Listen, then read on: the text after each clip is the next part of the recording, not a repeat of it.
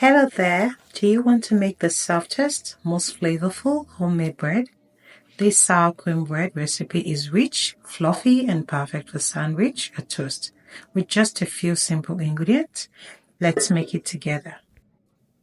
In a bowl, combine half cup of warm water, 1 tablespoon yeast, half teaspoon of salt. Mix and cover for 5 to 10 minutes until foamy. After that, 1 cup sour cream, 2 tablespoons unsalted butter, 3 cups of flour, 1 egg, 1/8 cup oil, half cup of water, 1 tablespoon vanilla extract. Combine this in a mixer or by hand until it is well combined. Here I'm adding some sesame seeds and then knead for about 8 to 10 minutes or 5 minutes if you're using a mixer. Cover for 1 hour until it doubles in size.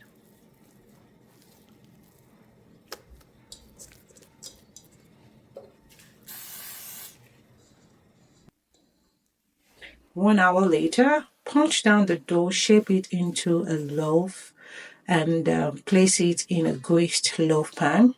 And then you want to cover and let it rise for another 45 minutes to about 1 hour. I'm adding more sesame seeds here. Then I roll it. So just try as much as possible to roll and just seal that as much as possible as you can. The idea is not to have a perfect bread, but have a delicious, yummy bread. Now you're going to bake at 350 Fahrenheit for 30 to 35 minutes. And yeah, that's it.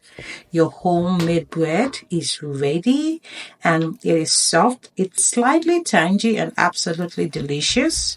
Whether you're a beginner or an experienced baker, this recipe is foolproof. I do hope you enjoy. Please like, comment, share, and subscribe to my channel.